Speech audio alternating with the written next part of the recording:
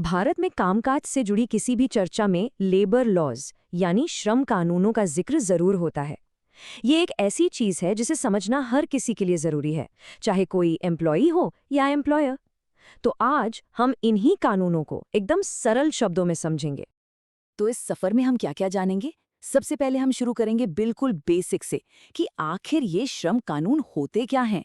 फिर हम इसके अलग अलग हिस्सों को देखेंगे। इसके बाद भारत के कुछ पुराने लेकिन बहुत जरूरी एक्ट्स पर एक नजर डालेंगे।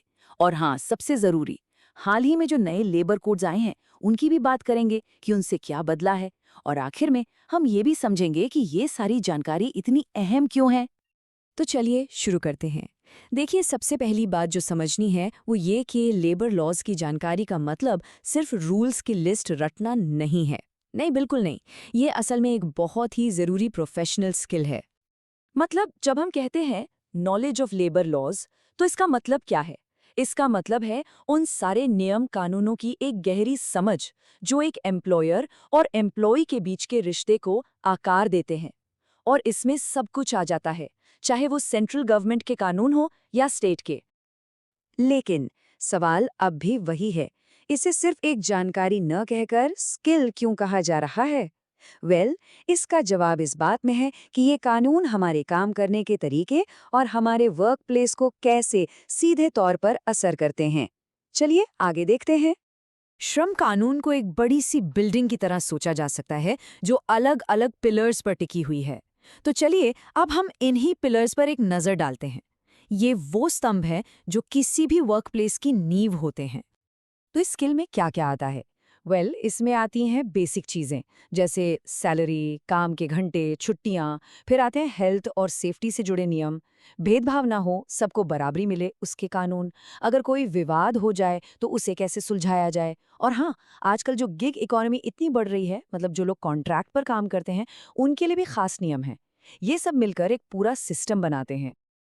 तो अब चलिए थोड़ा टाइम में पीछे चलते हैं। हम उन जरूरी कानूनों पर नजर डालते हैं जो नए कोड्स आने से पहले तक कई सालों तक भारत के लेबर लॉ सिस्टम की रीढ़ की हड्डी बने रहें।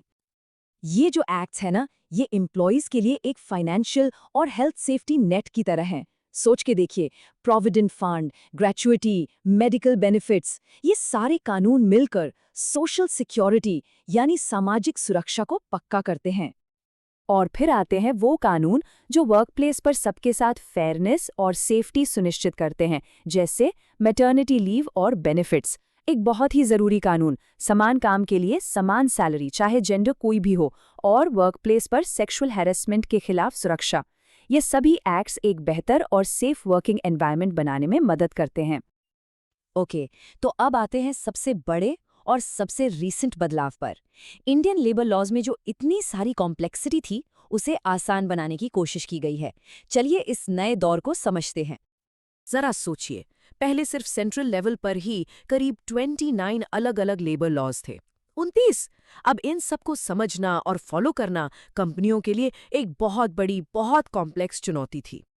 तो इस पूरे जटिल जाल को सुलझाने के लिए सरकार ने एक बड़ा कदम उठाया। इन सभी कानूनों को एक साथ मिलाने का फैसला किया गया और उन्हें बदल दिया गया सिर्फ 4 नए कोड्स में, 29 से सीधे 4।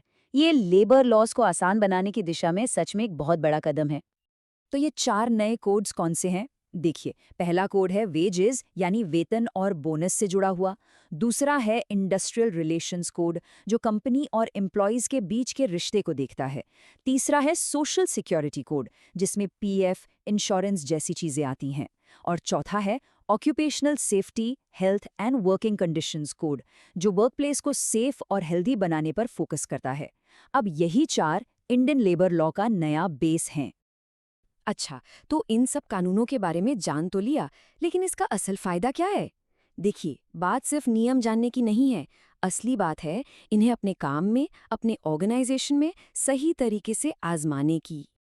एक एक्सपर्ट प्रोफेशनल जो होता है वो सिर्फ कानून जानता नहीं है, वो उन कानूनों का सही मतलब निकाल सकता है। वो कंप्लायंस रिस्क्स यानी कानून न मानने के खतरों पर एडवाइस दे सकता है, कॉन्ट्रैक्ट्स, पॉलिसीज जैसे लीगल डॉक्यूमेंट्स तैयार कर सकता है, और सबसे जरूरी, कंपनी को हमेशा बदलते कानूनों के साथ अपडेट रखता है। ये एक प्रोएक्टिव रोल है, ना कि रिएक्टिव। तो यहाँ फर्क साफ दिखता है। एक तरफ अगर कानूनों का पालन ना हो तो भारी जुर्माने, इंडस्ट्रियल डिस्प्यूट्स, कंपनी की रेप्यूटेशन को नुकसान और लीगल झंझट। वहीं दूसरी तरफ अगर कानूनी समझ हो तो रिस्क कम होते हैं, रिलेशंस बेहतर होते हैं, एम्प्लॉय राइट्स की रक्षा होती है और एक एथिकल, एक सस्टेनेबल वर्किंग कल्चर बनता है। तो आखिर में बात यही है कि लेबर लॉज को मास्टर करना सिर्फ रूल्स फॉलो करना नहीं है। ये एक ऐसी नींव रखने जैसा है जिस पर एक फेयर, कंप्लायंट और सस्टेनेबल वर्कप्लेस खड़ा होता है। एक ऐसा माहौल जहां सभी को फेयरनेस और सिक्योरिटी का एहसास हो। तो आखिर में एक सवाल छोड़ जाते हैं। लेबर लॉज के इस बदलते हुए दौर में क्या हमारा वर्कप्लेस आने वाले कल की चुनौतियों और मौकों के लिए सच में तैयार है?